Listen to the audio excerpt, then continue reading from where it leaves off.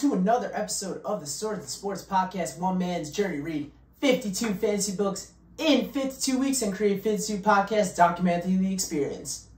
It's taken a long time, but I finally got myself a weapon. It's not really a weapon, it's a letter opener, but make no mistake about it, if I stab myself in the heart with it, it'll leave a bruise. So that's something. I'm your host, Mike Mogues.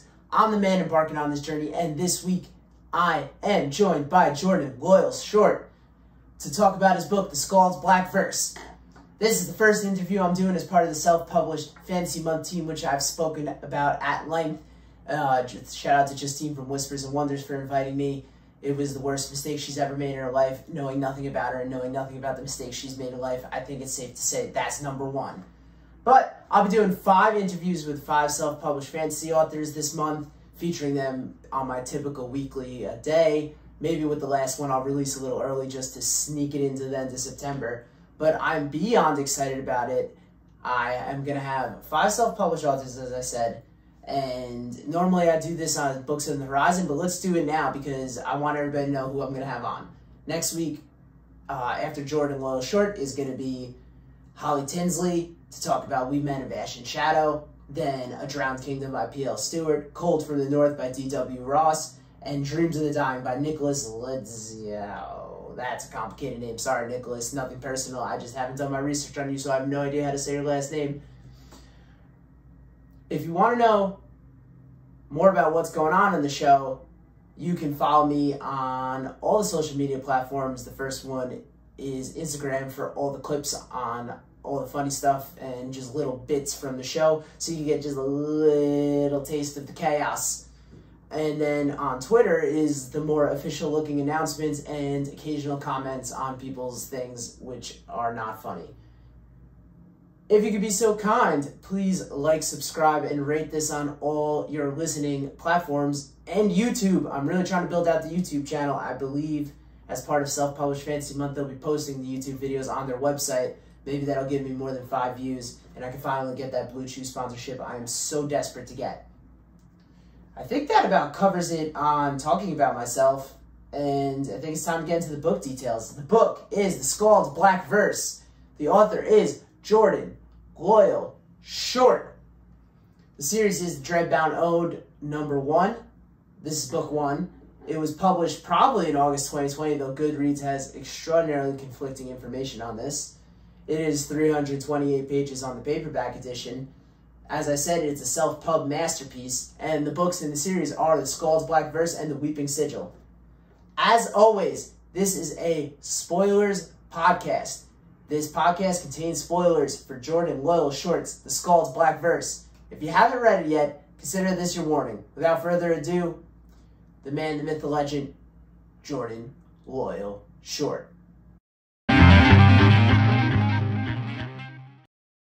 It's the first week of Self-Published Fantasy Month, and that means I had to bring on an extra special guest.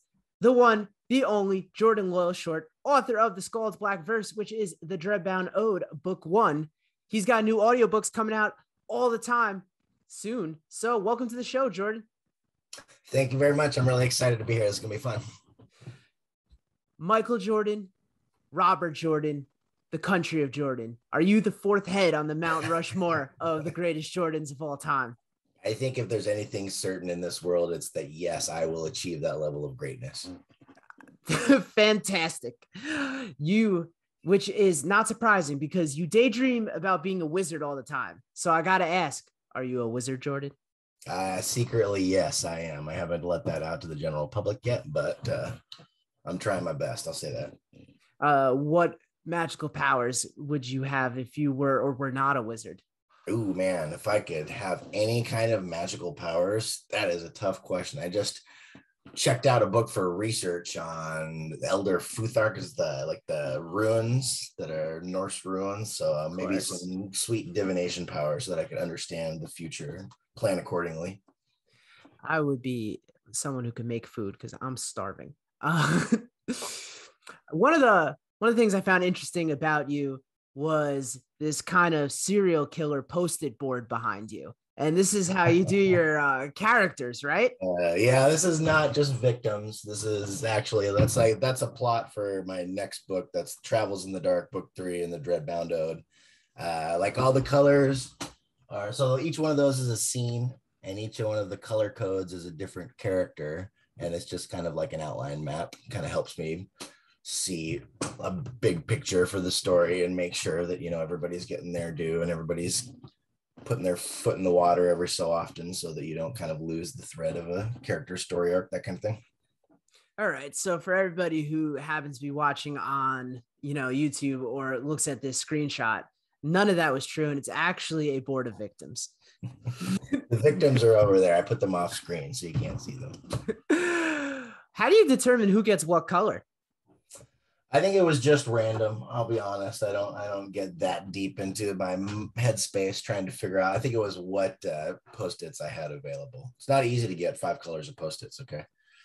Yeah, I was going to say, I'm super impressed. I didn't even know they made them in half those colors. I have a very organized wife, so she has with that.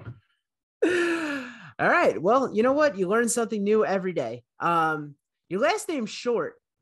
Has that ever caused problems with anything? Like, when you're reading a headline, you're like, Jordan Loyal's short book release or something like that. So do people think you wrote a short book?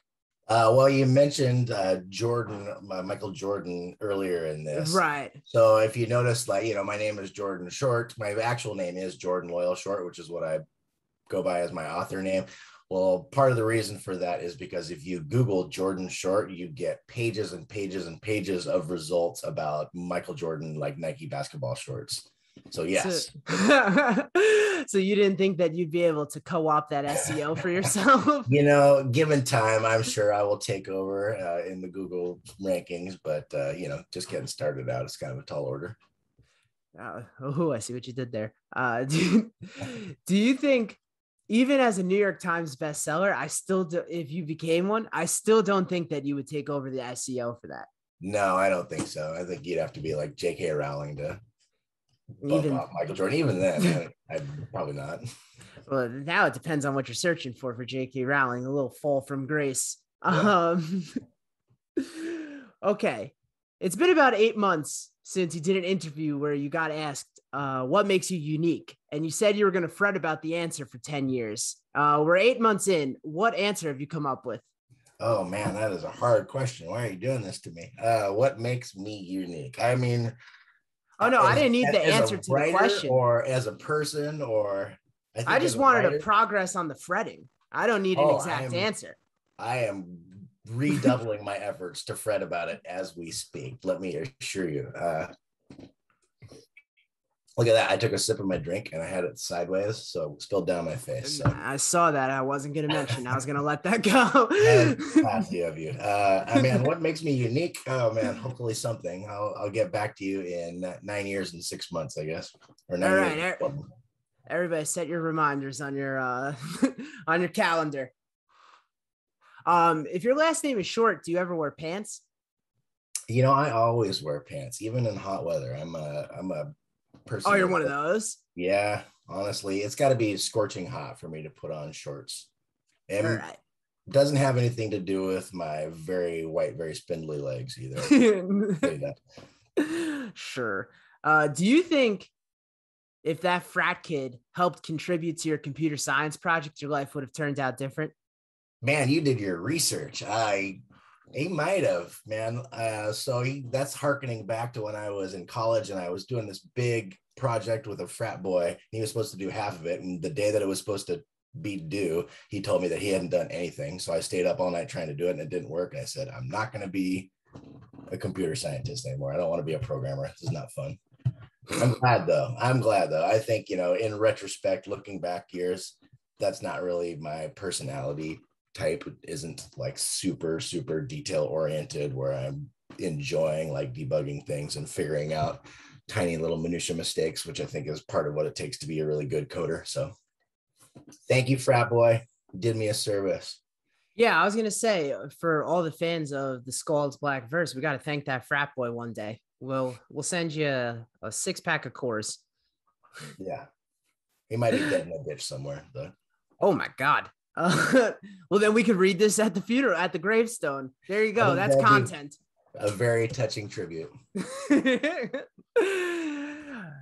All right. One of the funniest questions to, I go through a lot of like these written interviews, and one of the funniest answers to a question that I've ever read was one of the hobbies you did as a child and you don't do anymore.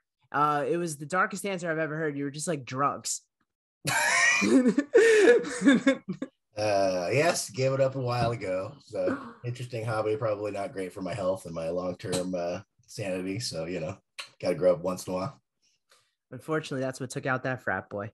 Yeah, probably. You're a SPFBO judge, right? I am. Yep. I write reviews for Booknest EU. It was a lot of fun. It was a pretty cool experience, I'd say. It's kind of hard when you're getting into this kind of thing. You kind of meet people online, like on Twitter and Facebook, and you don't really know them that well. And so it's a really good way to kind of like shore up those connections and actually feel like you know people. And I saw, for me, I found it rewarding in that sense that I just got to kind of meet people and know people a little better. But I also got to read some really cool books. My personal favorite was Michael Fletcher's Obsidian Path series. I just finished the second book and I read the first one in that contest, Blackstone Heart. That was very cool, very dark. Fantastic. If you read my books are pretty dark, but I think Fletcher might have even taken that up a notch. As only Fletcher could do, former guest of this show, and actually wrote the intro music, but not a fan of him. Nice, I didn't know okay, you have the most interesting part-time job, and I want to know how I could get into this. Just collecting random checks from Wells Fargo. How do I get in on this? Yeah, well, you need to start like 20 years ago. That's the only problem. When I was a teenager, I got out of high school and I set up a Wells Fargo bank account. And apparently they did a bunch of shady stuff where they just set up little recurring charges on my account without my permission. Of course. Did it for years and years and years and years. So last year during the pandemic, when I was unemployed for 2 shutdowns, so a total of almost 6 months of being unemployed, I was collecting fat checks from settlements from Wells Fargo for being shady for 20 years. So thanks, guys. So the answer to that question was go back in time 20 years and open a Wells Fargo account. Put your mind to it. You can do anything. With that type of attitude, of course I can. In your article about combining sci-fi and fantasy, you talk about Care Bears fighting Terminators with the power of love. When can we expect that one? Because that's a book I'm into. The editing process has been more complicated than I thought it was going to be. We're working out some of the intellectual property issues, but we're going to release that as soon as possible. Yeah, I could see that being a major roadblock in putting that out. So why can't I solve cozy mysteries with my best friend who happens to be an otter? First step, make friends with an otter. Second step, find a dead body. Oh my God. What are the best steps to making friends with an otter? I would feel lost in this area. I thought it was insurmountable too, but my first step is apparently the Seattle Aquarium has a Twitch stream that is constantly showing the otter tanks. So step 1, stalk the otters on Twitch. Okay. And do these otters have social media? Because that is my preferred way of stalking people. Actually, you seem to be a pro with the stalking, with this color-coded Post-it note board. Those are like times and best places to find people. And yep. Like all right. Last summer when a fly fell in your soup, did you wind up eating the soup? I actually don't remember that, but I'm guessing no. Last summer was hot and miserable and kind of a weird summer, but I don't think it was weird enough that I would eat fly soup. It was weird enough in a hot summer to order soup, but who knows? It might have been gazpacho. Who knows? Oh, there you go. What a fucking twist. Do you think it's harder to write 10,000 words or shave your ears? It's harder to write 10,000 words. I shave my ears pretty consistently. Hitting the 10,000 word mark is pretty tall order. I don't know, because I was shaving my head today and I think I nicked my ear. So I would argue that that's harder. Careful. So what was one of the takeaways of being a SPFBO judge? Do you feel like that helped you steal ideas from other authors to put into your own books? I think that, being a good author, you got to always have your eye peeled for cool ideas that you can incorporate into your own work. And I think that, that's not the same thing as plagiarism. I've heard the saying that, terrible authors, or I think it was for poets, plagiarize, or they borrow things, and great ones steal things, which means you take them and you make them your own. So there's always inspiration in anything that's good, even stuff that's bad. You can see like little glimmering gems of quality in it, and you can take that and see what's great about it, and use that at some point in the future for something that you're doing yourself. So I don't think this is not a secret plan to plagiarize the SPFBO contestants, but I think that there's definitely a lot of awesome stuff in those books that you can learn from and emulate, for sure. Would you ever be a judge again? Or it's got to be a ton I'm gonna of work. be a judge again. So I'm not a super fast reader. So when they asked me to do it last year, I got into the finals, which is a lot less quantity of books. So we split it up into kind of two teams, and the first team is kind of like the slush pile team that they read, I think, like 15 books each or something. Like, they read a lot of books each. And then they cull those down to the finalists. And I just come in once each of the blogs has chosen their finalist, and I read a few of the finalists. So I can only read a couple of books a month. I'm not a super fast reader, so I can't tear through them. Right. I mean, you spend the first hour of your morning reading, don't you? I do indeed. Sitting in bed, being lazy, drinking coffee, reading a book, best thing in the world. That sounds like the dream. How'd you get the gig of reading the finalist books? Just lucky. I just started reviewing books for those guys a couple years ago, or a year and a half ago, maybe. And it was just good timing where they just opened it up and said, who wants to do this? And I raised my hand. Pretty sweet. Do you think you have some of the best sideburns in the author game? I like to think so. I'll leave that up to our viewing audience to determine for real. But what goes into crafting a good sideburn? Well, there's a lot of mistakes have been made over the years. Let me tell you, when you're shaving in the shower without a mirror, sometimes you end up with one that's like this long and one that's this long. Have you thought of making that your look? My author photo is actually just going to be a picture of a lamb chop and nothing else. Now we're talking next level marketing. I like where we're going with this. It's branding. That's branding. Got to have a brand these days. Also, this is not a question, but I also saw that you're a big John Irving fan, and one of the only authors that I read that isn't a fantasy fan author is John Irving. Thought that was funny. I love John Irving. I just discovered that 2 years ago he came out with a book that just flew under the radar. I don't even remember what the name of it is. So there's a book that he wrote that I haven't read yet, and I'm very excited that. I thought the last one he put out was the one where it was like the loggers or whatever. The one where they have to go the murder. Yeah. I can't remember the name of it, but no, he put out a book after that. It was Murder Logger. Yeah. Shout out to me, John Irving. If you're looking for a marketer, you know where to find me. We can do well on that. Do you think we could be a good? Do you think legitimately if you got hired to just be the marketer for like this hugely popular author, you could just nail it? No, because I can't do it for myself. So well, it's hard to do things for yourself, though. It's a lot easier, like they say, it's a lot easier to give advice than take advice for yourself. That's for sure. That's true. I can gush about good books that other people have written, no problem. But it's kind of awkward and hard and weird to like push your own books and be like, hey guys, have I told you about this wonderful thing that I did? I think it's something that you'll love.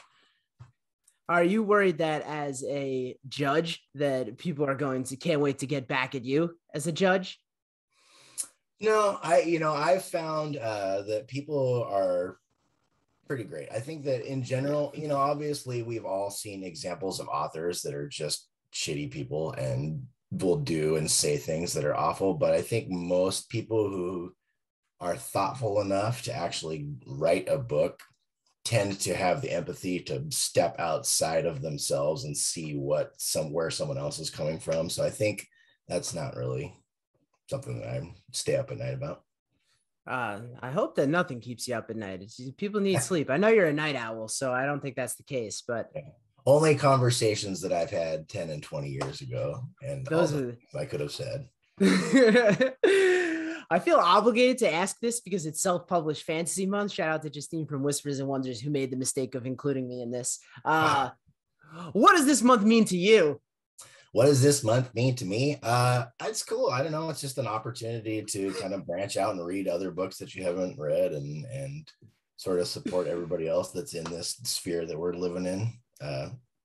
Yeah, it's just an opportunity to read books that you might not have read otherwise. Do you think I hit my quota for participating in this month with that question? Let's get into some book questions because that's what we're here for. If you feel awkward about singing praise about your book, don't worry. That's what I'm here for because I can't wait to sing praise about it. Oh man. All right, here we go. As always, this is a spoilers podcast. So, do you think starting a book with a newborn getting choked out by an umbilical cord is just a tad aggressive? It's a little on the dark side, and I'm not going to lie. I've had people get about that far into the book and set it down and say, nope, not going to do that. Yeah, I think as far if I was looking at it in terms of sales numbers, I may have done myself a tiny disservice by starting off on such a dark note, but that's the story that I'm writing, and the story that I'm writing has some pretty dark moments in it, and that particular one's pretty important to how the rest of the story goes. So I think it was the right place to start it. I'm going to stand by it. I think you should. Maybe it turned some people up, but the people who stuck with it, that they got to love it at that point. Yeah, right. Running for the hills otherwise. Right. So maybe that should be the copy of your book. If you like babies getting hung by umbilical cords, this is your read. Yeah, we'll just start a checklist and the first item will be murdered babies. We're going to be good at this marketing thing. I can feel it. I think we need to talk after the podcast because this is the start of a company. Is it safe to say that Bror, is that how you pronounce it? Yes, it is. Oh, fuck yeah, I nailed it. Is it safe to say that Bror is not going to make it to Petter Skald? He wants to so very badly. Unfortunately, there are a few things that are preventing his journey. And if you finish the book, I think you know the answer now. I don't know. Just want to quote you from earlier in this podcast. If you set your mind to it, you can do it. So don't rule it out. Well, I can go back and find a chunk floating in space. Do you think that do you think it's important that one twin is stronger than the other? Because the baby doesn't survive getting hung by the umbilical cord, but Bror does survive getting hung. So does he just have a stronger neck? I think he did a lot of this kind of thing. Went to a physical therapist before he was hanged to get some pointers. I think part of it is that Anders is, that's the grandfather who does the strangling of the baby at the beginning of the movie. The hero of the story. Yeah. He's important enough to Bror that you don't want him to be just like utterly unapproachable. You want to have like inklings of how and why he does the things that he does. And I think for him to get through that moment, it was important for him to have a way to like let himself kind of off the hook, which is not really off the hook because he's still like a horrible just piece of shit. But for his, you don't think so? As I said, hero of the story. You wanted to hoist him onto your shoulders and carry him around and say, the things you do are really not that bad, Andrew. Yeah, I just think it's funny that they both get choked out and one of them lives, the other one doesn't. Yep. Is St. Olaf's Day secretly a celebration of a talking, singing snowman that likes warm hugs? That is headcanon, but unfortunately, once again, those intellectual property issues got in the way. Pesky intellectual property. Do you So Brewer's plan to win Birgit back was, after he violently almost murdered a man in front of her, was to carve a little wood structure, like a little sculpture, break into her farm and just leave it in a milk pail and hope she saw it. You know, what did he think the percentages of that working were? Well, not all of us are Don Juan, okay? We can't all be super great at these romantic gestures. But I thought his heart was in the right place, even if, it didn't pan out exactly the way he wanted. He's also not great at math, so I wouldn't ask for a number from Bror. This had big standing outside your window with a radio in the rain vibes to me. I was waiting for her to come up to him and be like, oh my God, after this beautiful sculpture, I can totally see past your violently murderous rage where you basically killed my now lover right in front of me. Yeah, you and Bror both were expecting that. Oh yeah, speaking of things that don't work out with Birgit, that tin penny thing, that was a lie.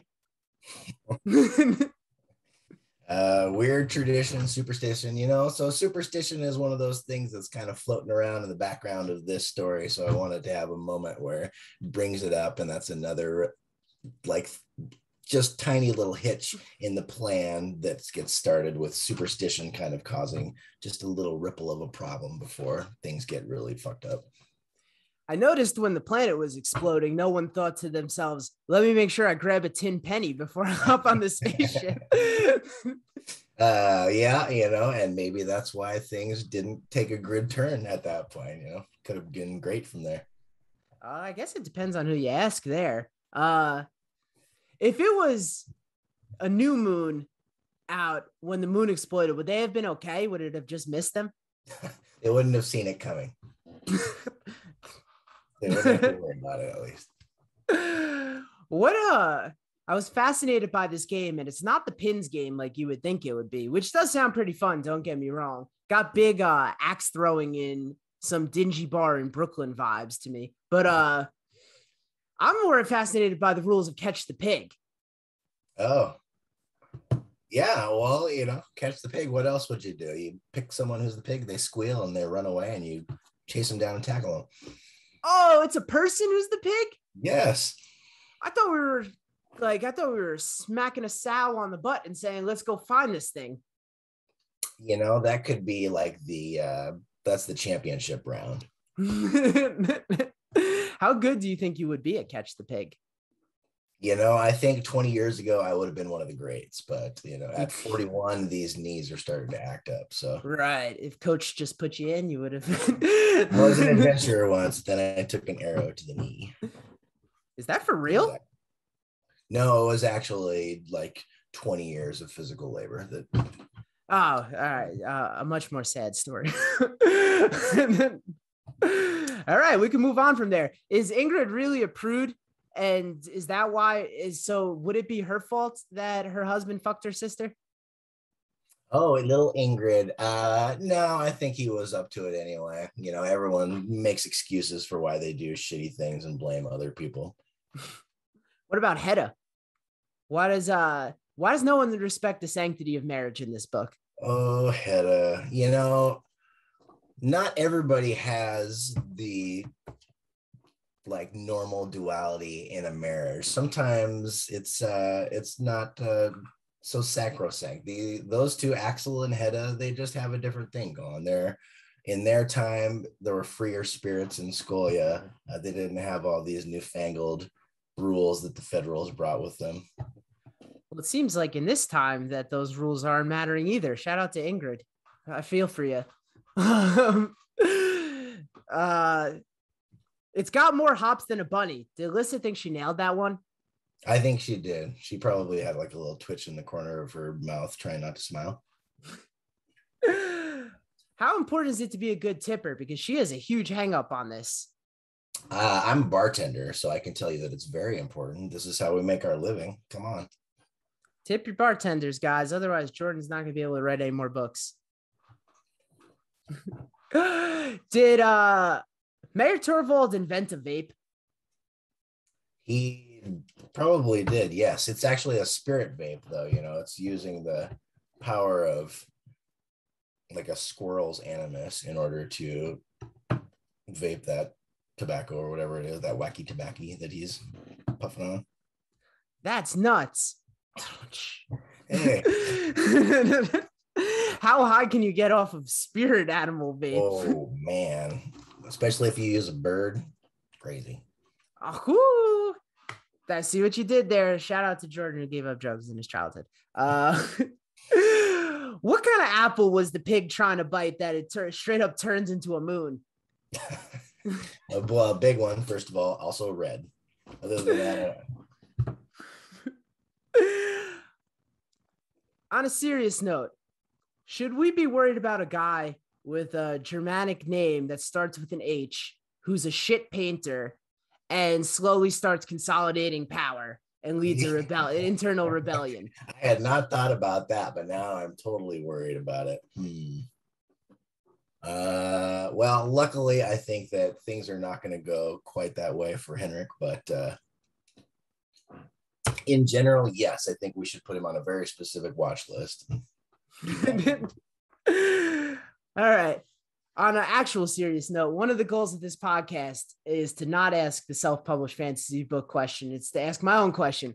One of the goals is to highlight how fantasy is not just what the stereotypical view of it is, which is this kind of male-centric, sort of veiled sexism, written by, you know, people who are, and read by people who are in their mom's basement, who have no inkling or desire for diversity.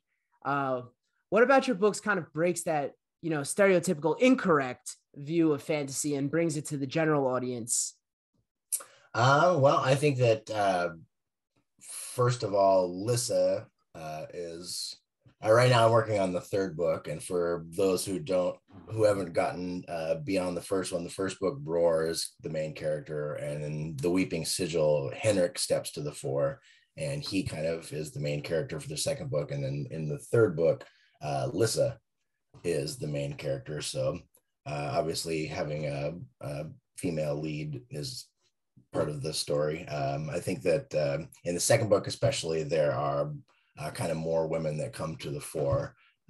Obviously there are different cultures that have different ethnicities and skin colors, and having all of them contribute to the story and contribute in ways where it's not just like, this is the good guy who is white and this is the bad guy who is black, or this is the woman who is just an object in the story and the man who is the important part of it. You know, you got to show the actual breadth of human experience and touch people who are not just like the stereotypical white male, you know, young man in fantasy, and show what they're experiencing and have them impact things. I think that my books definitely do that.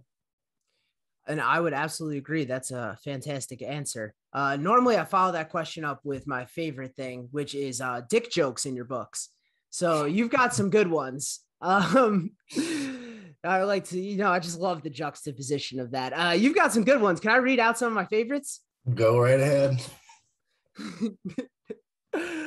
Lissa tucked the dagger away. Well, even if you warm up, just don't get your prick sliced off. It's been a rough night already. Okay. She waited a tick. Okay. Yeah, said Bror.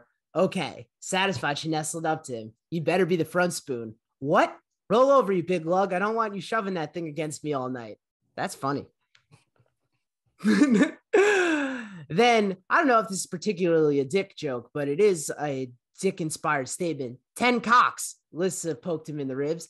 Sounds like one of the sagas. Besides, if she's already locking legs with your best friend, she was probably a tramp anyway. I'd agree. No, he said, just wishing is all. Wish in one hand and you know what in the other. I got a couple more. I feel like we're doing well with this. We're on a roll. The Pontiff's light. Now is the time for that as well. He blushed. I can help you with the rite of submission. Mads laughed at him. I'd rather not die with the Pontiff's cock in my mouth. Okay. And I'm going to end with this one because it does make me laugh. She pulled her daughter away from her breast and covered it again. Oh, I will remember. Henrik Torvald tried to help me, but was too busy sucking the prefix cock. That's just good jokes. I'm glad that I could put a smile on your face. I feel like that's, 90% of my author journey has brought me to this moment, and I've never been more proud. Well, you know what? If that's what the journey was, then for me, I would say that's a successful journey. I'm sure you have other goals. You also have some balls related swear words, Krieger's balls and Pontiff's balls. Yes, I wanted to represent all of those facets in my profanity. Right. And I feel like you nailed it. You covered the whole spectrum of the male genitalia. So much appreciated. There's a big split in the fantasy community about whether you should make up profanity or not make up profanity. Where do you normally lie on that spectrum? Oh my God. I'm all over the making up your own swear words thing. I used to do a segment, and I do it sometimes with authors. I call it fantasy filth, and it's made up swear words, and I like to review the best ones. So I'm 100% in on it. Good for you. My dream is to one day run a panel of the best authors who make up swear words. Shout out to Virginia McLean. We're working on it. I think I'm working on it, and she's saying no. Was the only good thing that Anders did, well, to the reader, not to myself, because I think everything he did was good, was stab Gareth, because he really was a little bitch. Yeah, he was not super lovable because he just didn't want to do anything. He just wanted to be scared of everything. So I think also the story would have been like 30 pages of boring whining if he hadn't stabbed him right then. So we had to... That was like my editing move. Well, I can either keep these 30 pages of them not doing anything, or I could just have Anders stab Gareth right here. Got it. What was the point of becoming a rebel if he was never going to rebel? He just wanted to live in the valley. Yes, I think that is accurate. And I think that, I mean, as soon as Anders came in, and let me tell you, that was not a likable guy in that world. Everybody was like, finally, we could fucking do something. Is Tyrus bored as shit just sitting in that room all day by himself? I would be personally, but he's a transcendental being. He's got he's meditating on life, the universe, and everything. I don't know. He must be. At least Marigo, he might not have as much power, but at least he's out there wheeling and dealing. I don't know. I'd much rather be cutting the deals than just sitting there meditating on life. Pierce is planning and waiting. For what? Real hard. You got to read the next book, man. I love this idea that he's been sitting there and planning, and that, I mean, I don't know how it's going to go. And then the plan just goes to shit. It's like, man, how much longer were you going to need to think this one through? I can guarantee you everything's going to go to shit. You heard it here first. One of the things I do on this show is I pitch novella ideas. And I've got, in my opinion, I thought this one was really good. Can I pitch this to you? Let's hear it. This tentative working title is called Ronnie the Rat in Space. Got me so far. Yeah, all right, good. Having avoided those pesky traps for a week in Henrik's household, Ronnie is faced with a new dilemma. Fire! After escaping the ordeal of the witch fire burning down the mansion, he's now has to make his final escape, this time of the planet. Oh, this book is going to be amazing. It's going to be like a rival to, have you ever read the Redwall series? Oh, yeah. This is going to be like the edgy adult version of that. It's going to be awesome. I love this. Okay. I think you got that. Let me move some yeah. Make sure you add Ronnie the Rat. Let's find a new color for that one. Did he escape though in canon? Like, did he escape the house? I know he was escaping Henrik for a week. Oh, Ronnie is free and at large in the solar system, wheeling and dealing. Maybe he is in there whispering in Tyrus's ear in the inner sanctum. Oh my God. Now that's what I like to see. Look at that. Look at where we're getting to. Why did Freylucka and her gimp boy not see that they would have to kill themselves and try to take some preventative measures? That is the beauty of their sacrifices, that they have the gift, or she has the gift to see. And so she just went ahead and did it because that's what she needed to do for her little niece. She wanted her little niece to live on to the next generation. I did like this idea of that she was willing to kill another little child just to She was save her. pretty, I mean, she's a pretty creepy old witch. I mean, there's no doubt about that. Creepy. I liked her. I wanted to meet her. Do you think any of them were disappointed? They were like, man, you've been doing all this cool magic and then you kill yourself and all it does is warn everybody. Hey, that saved everybody. All right. They were. I'm not saying they're complaining about it. It was definitely very important. But were they like, man, like not even like a firework? Yeah, right. You couldn't like make sparks out of your finger or anything like that. I like that she didn't hesitate at all to kill that child. Yep, things got dark there once again. I just noticed that that's 2 kids down. I was gonna say, does it at any point are you thinking of writing where they don't kill a child?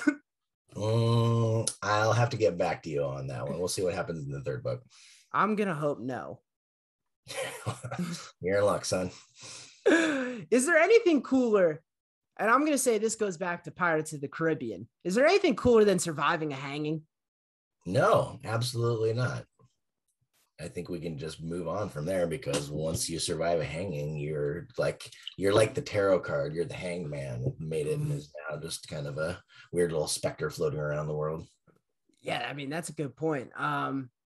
So we've got Henrik the Hitler. He's the protagonist. Maybe we shy away from you don't want to main character as Hitler. You don't want to use that. We'll table that one for now. You don't want to use that in promotional material. Yeah, we're gonna have to have some checks and balances when we start the marketing campaign. All right. It's clearly you're gonna be the one that maybe you could rein me in like Freylecka does to that Gimp boy. Just jerk on the leash when you start mentioning Hitler. And then we could have a nice little kiss. I think that's a great way to end this. They both die right after that, though. Just remember that. So we'll save that for the finale. Well, I'm saying any good partnership is going to end in a mutually beneficial death that helps everybody else out. Yeah, that sounds really sweet. If you had built a spaceship that could escape the planet, and then at the end, you never got to use it, how disappointed would you be? I would be so sad that I would be dead. I would not even live. I would not let myself live to see that moment. Do you think Henrik's going to be scarred by watching his parents burn to death? I can guarantee you that he is, yes. You don't think that went over so well? Not great, especially when you run away and save yourself. At any point, did he consider this might be a good opportunity to trap their spirits? Ooh, that's wasteful, unfortunately, to let those spirits go for no real net gain. But given the circumstances, it just slipped his mind. Now that's another thing he can add to his list of regrets. Do you think that this book would have been different if Sabina wasn't so annoying and got mad and was, being a drunk and being annoying, and her husband was just like, screw this, I'm out? Yes, I think it would be a totally different book, which would be another. We can add that. We can go back to that when we get finished writing the rat story, which is going to occupy most of my headspace for the next week or so. Well, it took you 7 years to write your first book, right? I can't see how this story won't take another 7 years to write. And then I didn't publish it. That's the best part, is that I wrote that book. That was not the Skald's Black Verse. That was another book that I wrote and decided not to publish. Everybody's got to write a trunk novel. Can I have that book? Because I want to publish it as my own work. There you go. Yeah. See if you can get someone to pick it up. I tried to get that one published traditionally. And now I go back and I read it and I was like, oh, my friend, what were you thinking? This book is not good enough. It's funny how much you change over. I mean, I guess that was 7 years, but going back and reading that book now, I'm just like, ooh. Mm-mm. Well, thank God that didn't get traditionally published. I'm sure that's not what you're saying, but because right. Then you wouldn't be able to participate in self-published fantasy month. I was playing the long game. That was the long con to get you into this space to get asked questions about dick jokes in your book. It came. It's the long game, baby. Patience is the virtue. Where can people find you? I'm Jordan Loyal Short. You can find my book, The Skald's Black Verse and the Weeping Sigil, and soon to come, Travels in the Dark. The series is the Dreadbound Ode. You can find it on Amazon. Also, the audiobook for The Skald's Black Verse just came out on Audible. You can also find me on Twitter at Jordan Loyal Short with no T, because that is confusing. Yeah. I tried every combination, but that was the closest thing I could get to my name. Or you can look me up on Facebook. I'm floating around out there in the ether. He's a good follow, everybody, and a better author. Thank you so much for taking time. The man with the great sideburns on the Mount Rushmore of Jordans. Thank you so much for having me. This was a lot of fun. I'm glad I did it. Jordan was incredible, and I think this was a beyond fun way to start out Self-Published Fantasy Month. I'm super excited to be a part of it. Please check out the website, selfpublishedfantasymonth.com, to see all the cool stuff they've got going on. I believe they've got daily writing prompts. They've got like entrance to the Guild, which is some writing group that I don't fully understand. They're going to have all types of blog write-ups, which is good for me because, make no mistake about it, the research is tough to find. And anyone doing more work to highlight books like Jordan's book are doing God's work. I think that's all I got until, I was going to say until next time, but that's not how I end the show. Keep on reading or something. Peace.